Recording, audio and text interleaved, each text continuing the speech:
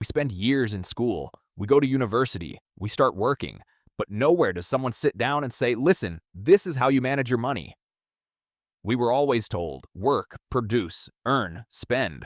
Okay, we learned the mathematics of many useless systems, but when it came to the mathematics of money, everyone went silent. If your situation is similar, you are not alone. Money comes in, but there is no system. There is a plan, but nobody applies it. You earn money, but there is no real financial control.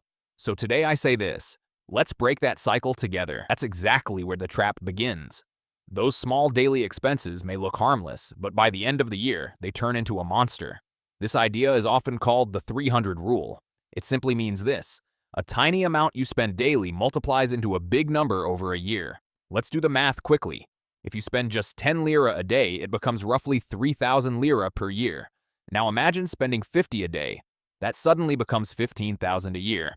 And the sad part is this: if someone asked where that money went, most people wouldn't even remember.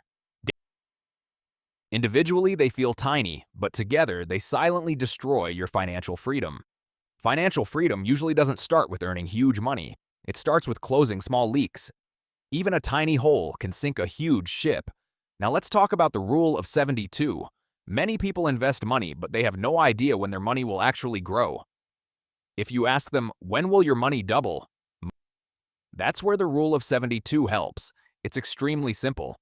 Divide 72 by your annual return rate and you'll know how many years it takes for your money to double. For example, if your investment grows 8% per year, 72 divided by 8 equals 9 years. Your money doubles in about 9 years. The third rule is the 50-30-20 rule. Spending money without a plan is like driving without a navigation system. You just keep going and hope you'll arrive somewhere. This rule makes things simple.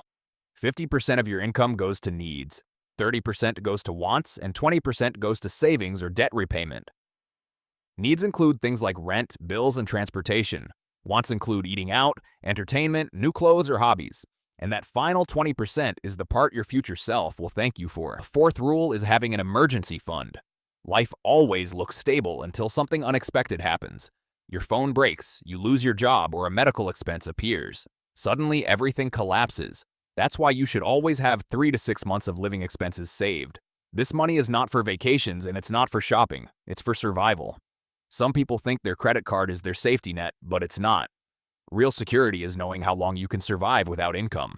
And having an emergency fund gives you something even more valuable: freedom.